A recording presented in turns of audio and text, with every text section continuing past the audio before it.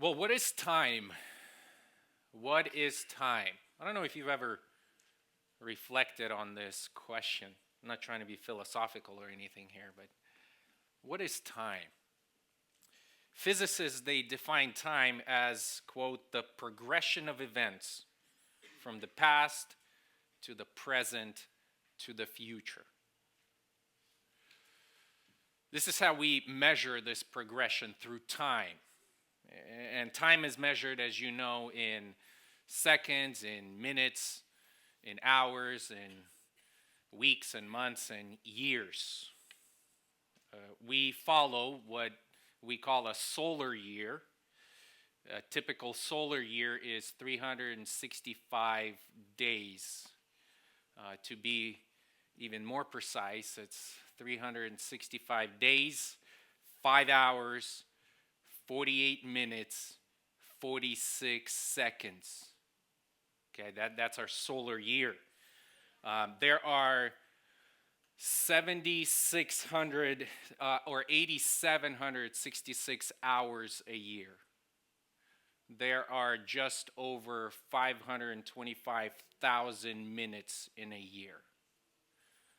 And every time each second clicks, passes by, that time is gone, right? And we get 79 or so units of this time.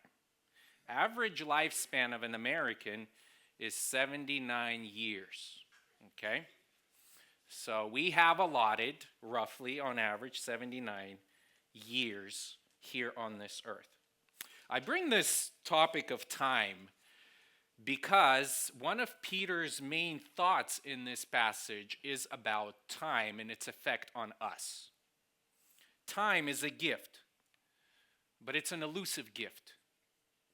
Because when you're young, you have, or you think that you have a lot of time. You think you'll get to it, right?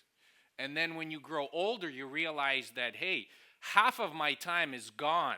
Time is fleeting. Half of my life, according to these metrics, is gone. I am a middle-aged man. We don't often think of ourselves this way, but that's what we're dealing with. Peter here is getting old. He knows that his own death is coming. We know that his martyrdom is just around the corner.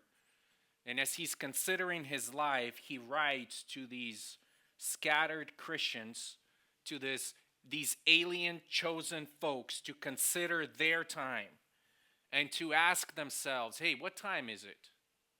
What time is it? You know, Moses in Psalm 90 verse 12 says, so teach us to number our days, that we may present to you a heart of wisdom.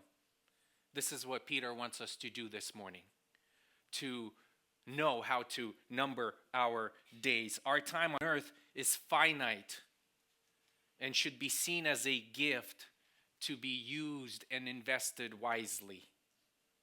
Peter wants us to consider our time in terms of two events here in verses 1 through 6 of chapter 2.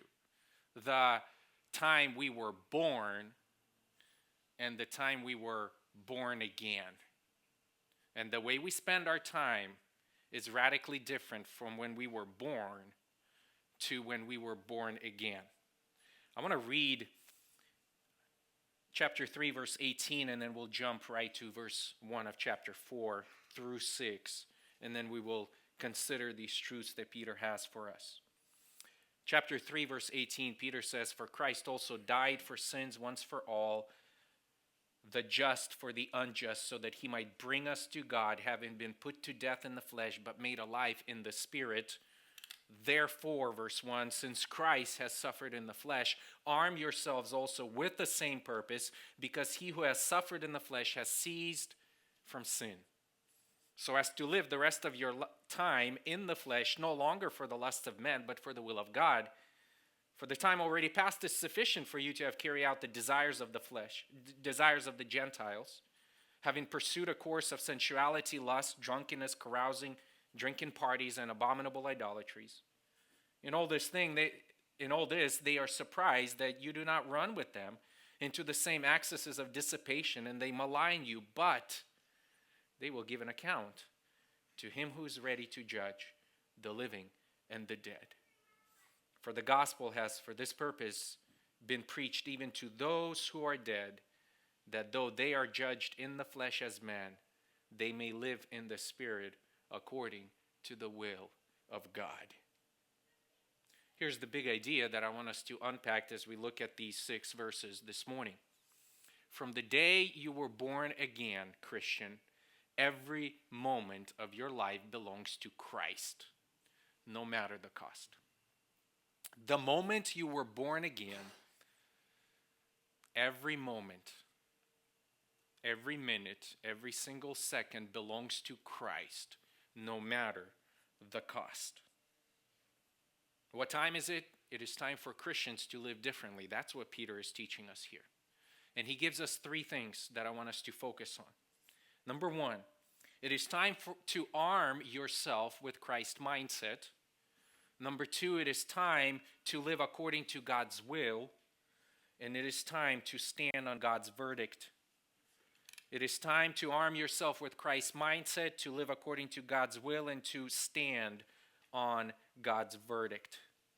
We'll look at them one by one. Number 1, it is time to arm yourself with Christ's mindset. Therefore, verse 1 says, since Christ has suffered in the flesh, arm yourselves also with the same purpose.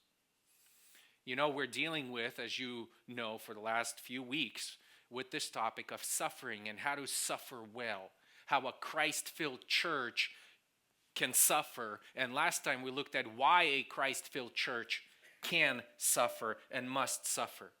And every time Peter talks about our suffering, he brings in the sufferings of Christ. The sufferings of Christ are central to this letter. Let me just give you a sampling here. In verse 1, or in chapter 1, verse 1, he says, the Spirit of Christ was predicting the sufferings of Christ, verse 11.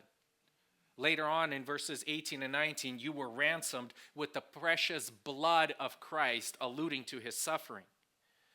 Chapter 2, verse 21, Christ also suffered for you. 3:18, we looked at it last time, we just read it. For Christ suffered or died for your sins. 4:13, but to the degree that you share in the sufferings of Christ. 4:1, right here, since Christ suffered in the flesh. 5:1, I exhort the elders among you, as your fellow elder and witness of the sufferings of Christ. Again and again, sufferings of Christ. What's his point? Christ's sufferings are not only central to the book, but they are central to the book because they are central to Christian faith and living. That's why. Look at verse 1. Since Christ has suffered in the flesh, what suffering is he referring to? He's referring to verse 18. For Christ also suffered the sufferings of the cross, but also the sufferings that led him to the cross. So Peter wants us to capture Christ's thinking as he suffered. So when you church suffer, he says, I want you to suffer with the same type of mentality, with the same type of attitude. That's what it means to arm yourself with the same purpose. This word arm is a military term, as you can probably tell, and it means to take up weapons for battle. You need to be strapped. Peter is saying that Jesus, as he suffered through life and ultimately through the cross, he was armed with certain weapons that allowed him to go through suffering. But his weapons were not tools of violence. Notice here, that's not what he mentions throughout the epistle. No, they were specific attitudes or mindsets. That's what we're supposed to have.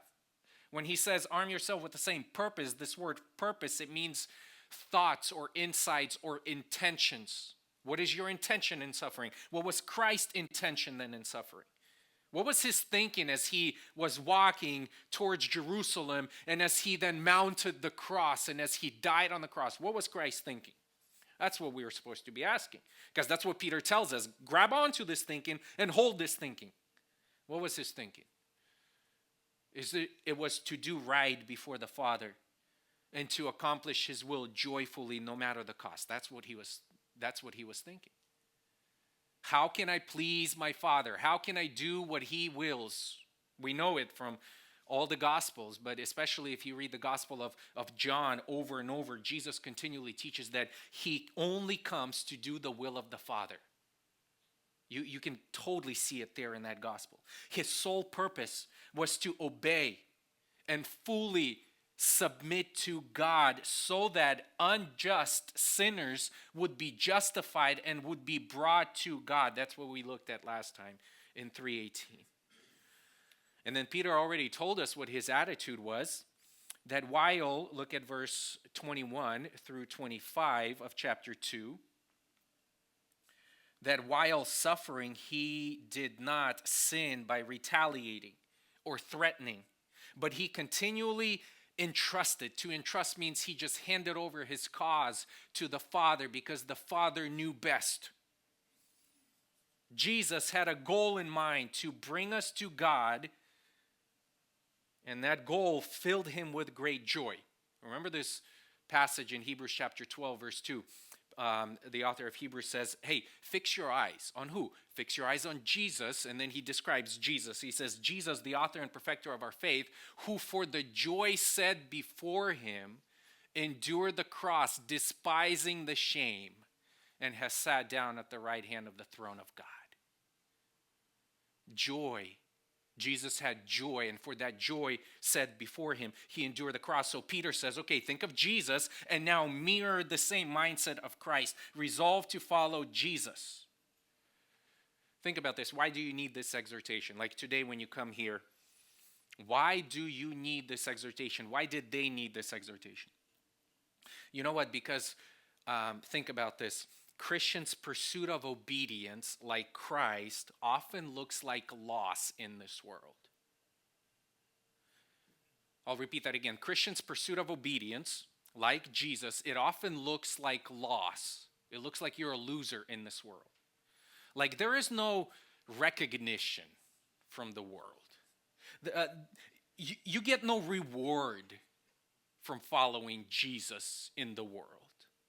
You only get suffering. You get ridicule. You get what? Scoffing here. And you get maligned. That's what you get. And Peter wants us to see something. He wants us to see that living with the same intention as Christ is actually an evidence of a blessing. It doesn't look like that to sinful eyes. In the eyes of sinful people, the world, the system, it doesn't look like it's a blessing, but he already told them, even if you should suffer for the sake of righteousness, verse 14 of chapter 3, you are blessed. It's a sign of a blessing. It's a sign of acceptance that you have been accepted by God. God is not trying to take something away from us when we suffer. Oh, he's only giving us what? He's given us assurance that we are blessed.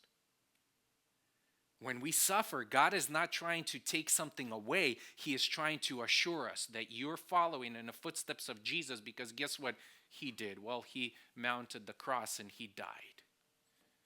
This is why Christians must arm themselves with the same purpose, because he continues on in verse 1. Look at this. Because their commitment to suffering as Jesus demonstrates that they have broken the life of sin. Look at the final phrase here. Because he who has suffered in the flesh has ceased from sin. This phrase, just like a few other phrases at the end of chapter 3, right, puzzled many, and it has puzzled many for centuries. Some consider this, for he who has suffered, to be a reference to Jesus again. So mirroring the previous phrase. And so it means that Jesus, he suffered in the flesh, means died. And so he has ceased from sin, meaning that once he took up our sin, not his own, but our sin to the cross, he nailed it, and his relationship sort of with sin has ended. He has paid the price and he's done. So that's one way of seeing it. However, I think he who has suffered is a reference to individual believers. It's to us, or to Peter's original readers. Look at the thought here. Go back and look with me at the text in verse 1. Peter says, Christ suffered in the flesh, so you also have the same mindset, because any one of you who suffers in the flesh has ceased from sinning. I think that's the idea here, right? Peter here is not teaching that suffering in this life, which is in the flesh here, that's what it means, leads to some kind of perfection of character. That's not what he's teaching. Rather, what he says is that anyone who suffers for Christ, for his faith, shows that he has made a break with sin. So suffering is an indication that you have chosen Christ over this world. Because there are two pathways. You don't have to suffer. You can just do whatever you want to do. You can please yourself. You can live according to your own passions. And guess what? You will not suffer in this life. You'll be okay. But if you choose to suffer, only those who have been born again, only those of whom chapter 1 is true, right? Those who are born again to a living hope. Those who go through various trials, right? It demonstrates that actually you have parted with sin. You have parted with the sinful lifestyle. So now you are pursuing God. Schreiner, he says this, which is helpful. They, first century believers, have broken with sin because they have ceased to participate in the lawless activities of unbelievers and endure the criticisms that have come from such a decision. The commitment to suffer reveals a passion for a new way of life, a life that is not yet perfect, but remarkably different from the lives of unbelievers in the Greco-Roman world. So what he is saying is that if you are willing to suffer like Christ, arm yourselves with this same mindset, because if you do, then you just demonstrate that I'm a blessed believer. I have parted and separated from this life of sin. So, arm yourself. That's the first thing. What does that mean again? Aim to obey Jesus in daily life. Even, here it is, even when it's painful. Even when suffering will come your way. And so, look with me now, second. The first thing is Christians live differently by arming themselves with this mindset. It starts right here. Attitude. And when you have this attitude, then what naturally flows out is a life pattern, a lifestyle, which he gets to next. So it is time to arm your mind with the mind of Christ. Second, it is time to live according to the will of God. His thought continues in verse 2, so as to live the rest of your time in the flesh, no longer for the lusts of men, but for the will of God, for the time already past. You see, he's making this reference to time. What time is it, he's asking? It is time to live according to the will of God. So Peter says here, and he kind of gives us a compass, or he gives us an anchor. And he does this with contrast in verse 2. Look with me. He says, no longer for, but for. You see it? So in your past life, you were anchored. Your compass was my passions, my sinful desires. Tim, where should I go? It's whatever Tim wants to go. What should I do? What should I entertain myself with? Well, it's whatever I want to do. Tim, what do you want to do? What do you want to watch? Who do you want to hang out with? What do you want to do for leisure? It's whatever I desired. What were those passions? What were the passions that characterized them? Well, Peter gives us the description. Look at verse 3. He describes them as the desires of the Gentiles. This list here includes, at the very end, abominable idolatries, which kind of helps us to understand what was going on in their society. In the Roman Empire, public celebration of city gods and an emperor were expected, even were mandatory, in order to prove that you are loyal to your nation and loyal to your neighbor. That you are, quote, in this together. Sounds familiar? We're all in this together. So if you're all in this together, worshiping dead gods and worshiping an emperor, you had to celebrate. And your celebrations oftentimes were marked by wild parties. It's the same thing that you would expect to find on college campuses today. Sex and drinking. And that's how he describes their past life. Sensuality, lust, drunkenness, carousing, drinking parties, and abominable idolatry. Peter here is describing their lives before they came to know Jesus. That was that time. That was what they used to do. The old days. Maybe as you consider this list, you're like, well, that wasn't me. That's not what I used to do. whatever your vices were, whatever your sins were, you were living, as verse 2 says, by the lust or for the lust of man. You were either drinking from this well of sin or another. But it was a well of sin. It may not have been sex or drunkenness. Perhaps you were drinking from wells like fame and materialism or worldly success. You may not have bowed down to literal idols, but you were still an idolater at heart. And so Peter says, Christian, remember what time it is. He wants his readers to look at their lives and to realize that almost like they have wasted too much time doing that and not enough time worshiping God. Look what he says. For the time already past is sufficient. Is sufficient, this idea of it's enough. As an unbeliever, you spend, I don't know, when did you believe? When you believed at 10 years old, Peter says that's enough. That was enough of life apart from Christ. If you believed when you were 50 years old, Peter says that's enough. Don't add more. It's enough. Put away those things. Why? Because your life right now is supposed to be characterized by doing the will of God. Too much time for passions. He says start being passionate for what God is passionate, but for the will of God. From the day that you were born again, every moment belongs to Christ. Someone new is on your throne right now. No longer your own passions and desires that lead the way. It is God's will that charts your territory. It is God's will that anchors you. You might be asking, what is it? What is God's will? Well, he already instructed us earlier, and he gave us various explanations. Like earlier in chapter 2, he says to abstain from fleshly lusts. That's what this is, verse 11 of chapter 2. These are passions that want to satisfy you apart from God. The passions of the old nature.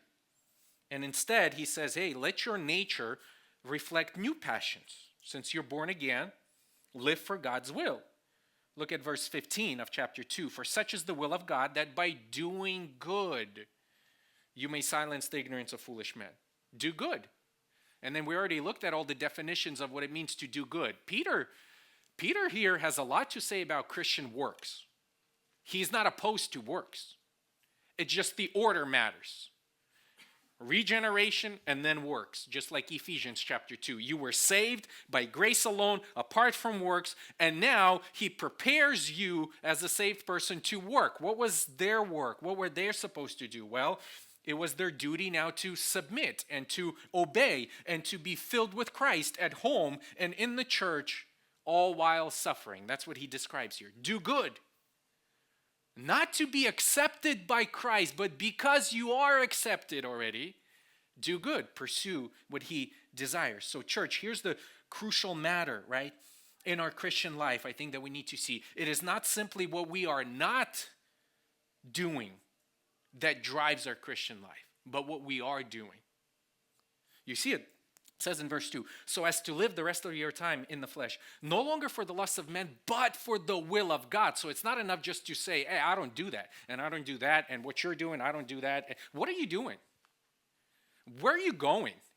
Like what is your compass? What gives you motivation? And Peter says motivation is not just to refrain from this and this and this and this and this, but to do.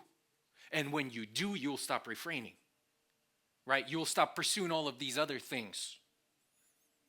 The focus in our Christian life is not merely not to drink and not to look at porn or not to gossip or not to become bitter. That's not the focus. The focus is on the will of God. What are we supposed to do that will then prevent us from doing all these other things? Remember Paul says in 2 Corinthians 5:9, he says, therefore, we make it as our own ambition to be pleasing to the Lord. To be pleasing. That's our ambition. The ambition is not to stop doing this. To please the Lord. Now, what does that mean now? Okay, then we get into all the details. So friends, whatever your age, whatever age you are as a Christian, it is time for you to ask, what would please God right now? Not how sinful it is, or is it sinful at all? You see how subtle those questions are, but they're very different? What can I do to please God right now? Versus, is this sinful or not?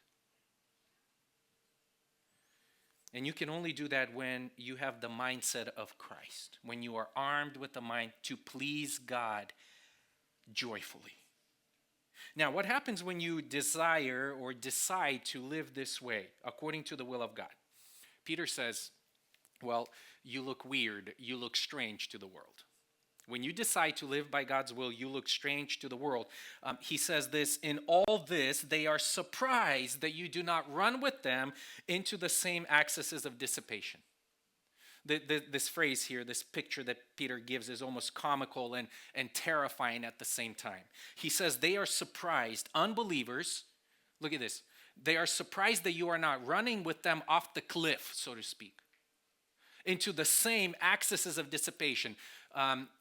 Literally floods of debauchery or floods of wickedness. They are surprised that before you were running off the cliff with them, but now you're no longer running off the cliff. That's what it's saying, into the same excesses of dissipation. Peter here might still be thinking of the flood waters of Noah earlier that he mentioned in verse 20. The waters which were waters of judgment. And so he says, you look strange. They are surprised means they're looking at you and you're like, man, what happened to this guy? Listen, friends, when you treasure Christ's will, your unbelieving friends, neighbors, co-workers, bosses, whomever will think that you're strange and they will not understand you. And Peter prepares Christians to do that. Hey, don't think it's strange. He'll tell them that just a few verses down the road. They think you're strange, but you don't think that that's strange, right? They are surprised that you no longer join them in their reckless living. When you go on a work trip, they will not understand why you refuse to go to a club with them and drink with them. They are surprised. They don't understand. They don't understand why you all of a sudden believe that there are only 2 genders and not 73. And why marriage is between one man and one woman. They think you're strange. They think you're weird, that you have lost sight of reality. And Peter prepares us for this. Not only that, they malign you. Look at verse 4, and they malign you. Malign means to just heap abuse on you. Christian, you will suffer rejection. You will suffer accusations. And Peter knows that. And he knows that. And he knows the pressure that Christians are under to compromise when they suffer for their faith. That's why he wants us to arm ourselves with the same mindset and to live for the will of God. So young people here in this congregation, when you live for Christ, your peers will look down on you. They will think you'll look like you have 2 heads to them. They will dismiss you by not going along with their lifestyle of drinking and using and having sex and swearing and judging and not caring about anything but yourself. This is a response. This is a response that you can expect. And this is a response that you need to stand against. This is not God's will for you. Those of you who are older, how are you doing when you are tempted to respond to human passions, lusts of man? Are you tempted to lash out or to blame, to neglect, to worry, to get bitter, to get jealous, to throw a pity party for yourself? Arm yourself, Peter says, with the mind of Christ. Arm yourself. Here's the thing, Christian. You're looking strange and weird is a feature in this life, not a bug. Sometimes we want to we want to fit in. We want to look, like the world. We want to please God, don't get me wrong. But we don't like the tension. We were made squares by God, and we want to stick ourselves into this round hole. We can't do that. Looking strange and weird to the world is a feature, Christian feature, not a bug. It's supposed to be this way. There should be a world of difference between you and the world. Why? Because you're living the rest of your life on earth, not for yourself, but for God. And that change happened when you were born again. It should be obvious. Some of you know Rosaria Butterfield. We read her book about hospitality, The Gospel Comes with a House Key, some years ago. She obviously, like all of us, was an unbeliever. In her late 20s, she was attracted to feminist philosophy and politics, and soon after adopted lesbian identity. She said that she cared about morality, justice, compassion, and hated Christians because she perceived them to being unthinking and using Bible passages to end conversations rather than deepen them. In her book, which titled The Secret Thoughts of an Unlikely Convert, she recounts how after writing an article against the Promise Keepers, one Christian couple reached out to her and challenged her worldview and began to interact with her online and then began to develop a relationship. And so they reached out to her and gave her the Bible, started reading the Bible together, explaining, just challenging her questions. They were being challenged by her back and forth. And one night, a transgender friend who was part of her inner circle said to her with a warning, he said, or she said, I'm not sure, "This Bible reading is changing you." And Rosaria whispered back, "Jay, what if it's true? What if Jesus is real and risen Lord? What if we're all in trouble?" Her friend dismissed her concerns, but Rosaria continued to study, continued to read, and she said that the Bible got bigger and bigger inside me. But she knew the cost would be big. She wrote this, "I counted the cost, and I did not like the math on the other side of the equal sign." But eventually she believed. She says, "I believed I could not wrestle with this truth. The truth wrestled me, overcame me. And I believed and I trusted that Jesus, who conquered death, could help her overcome her rejection from her friends." Friends, here's the truth. Embracing the gospel and doing God's will cost you now. Okay? That's the truth. Living for Jesus will make you stick out, and you're going to have to endure suffering. But rejecting the gospel and living for your own passions will cost you much more later. Living for Jesus costs you now. Rejecting Jesus and living for your passions will cost you later. So we get to our third point. It's time to stand on God's verdict. It is time to stand on God's verdict. Peter says, "But," this is so refreshing, "they malign you because you want to please the Lord, but they will give an account to him who is ready to judge the living and the dead." What's Peter's point here?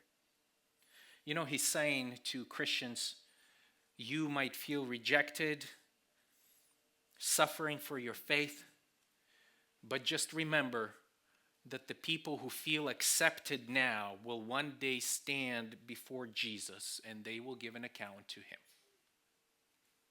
Remember from God's perspective.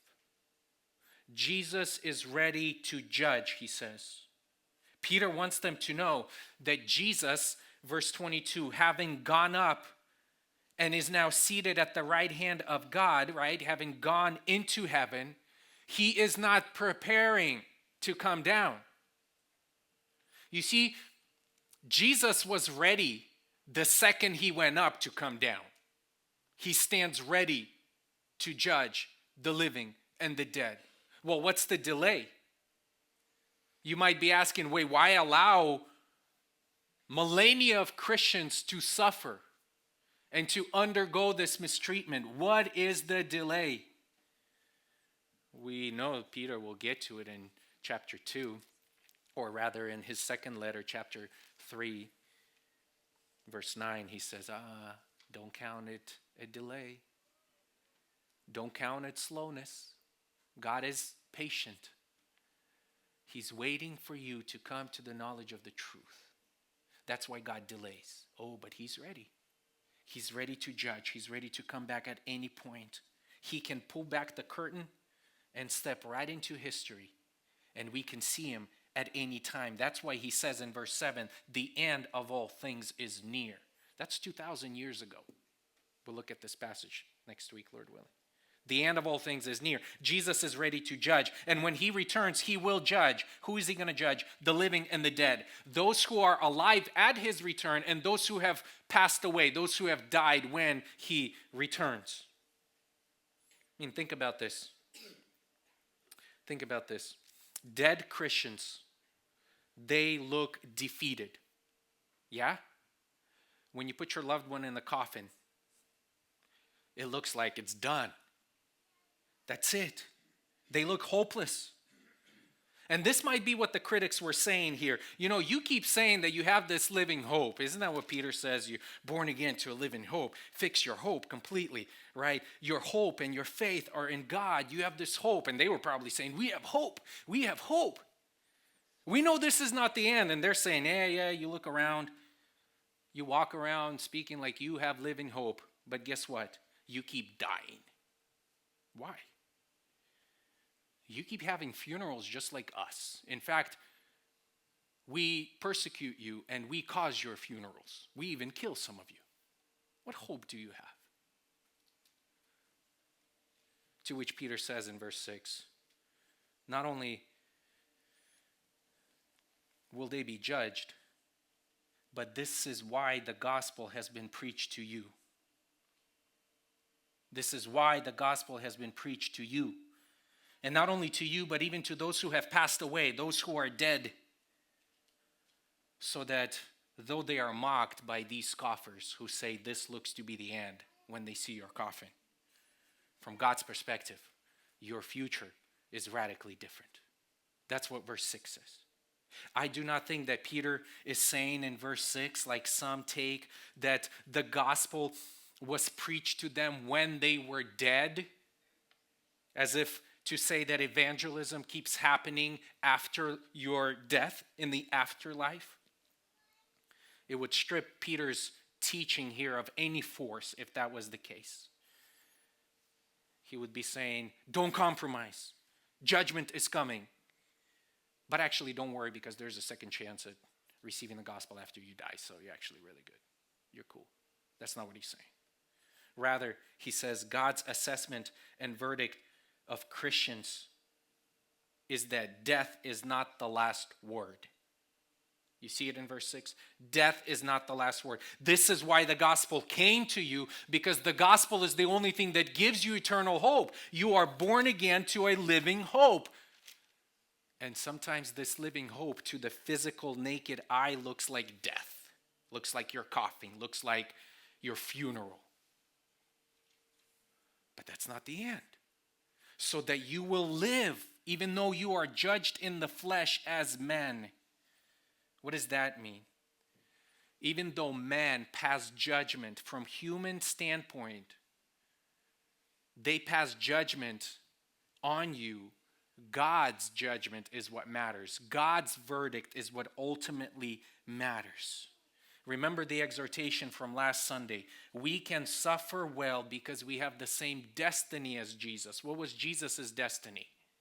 He went down into the grave and up into heaven. That's our destiny. And that's what verse 6 says. So Christian, you might be mocked and you might be ridiculed, but you must stand on God's verdict, not men's. We must believe and glory in the gospel even as we bury our children, our spouses, our parents, our friends, and even as someone puts us in the coffin and puts us in the grave, knowing that we follow the one who has conquered the grave and has risen, and that is our destiny. Church, what time is it? It's time to end. Remember this. From the day you were born again, every moment belongs to Christ, no matter the cost, even death. Even death.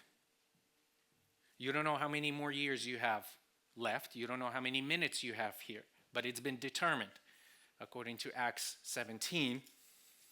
Be sure to spend whatever is left, not pursuing your own passions, but pursuing the will of God. And think about this. If the goal of our lives is to advance God's mission, which is the Great Commission, right? Then it means that the gospel must be believed, and that this gospel, it must be brought in contact with the sinful society we live in. And many will not believe and persecute you. Some will, because God is in charge of our salvation.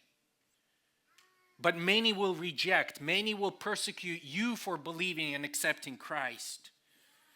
But friends, for the last 2,000 years, this has always been the way that God has advanced his kingdom, through the suffering of his people as they display the joy of living for Christ and making him known. Even in some cases, at some stages in church history, at the expense of their lives, so that the gospel continues to be fruitful. Oh, may God give us such passion to live for him and not for our own sinful desires. Amen? Let's pray. Lord, you're so kind to us. Just thinking about the gospel again and the faith that you give us, we could all have been still running into the same flood of wickedness. And yet you spared us. You allowed us to see what's ahead. And you allowed us to behold Christ, who delivers us from all of our wickedness. And so therefore, you give us a new way, a narrow way, a way that leads to life. This is the track that you put us on, so that we would run according to your will and do what is pleasing to you. Oh Lord, we're still so sinful. We still err in so many different ways. Every day we fall short. But I pray by your Spirit and through your word, I pray that you would correct our thinking. Pray that you would compel us to renounce sin, to lay aside these things, and to pursue you, because you pursued us. You found us. We have been recovered. We have been returned to the shepherd and guardian of our souls, and help us to live for you, I pray. And as we do, we will encounter all kinds of trials, but in these trials, help the light of Christ to shine even more, so that those who malign us will see the light of Christ, so that he would give us opportunities to defend our faith, as Peter said earlier, to make much of Jesus Christ. Only you can do that. Help us to be faithful to you. And through our preaching and through our lives, may many come to know Christ. This is our hope for us. This is our hope here at GraceHill. Empower us, I pray, only as you can, for your glory and our good. Amen.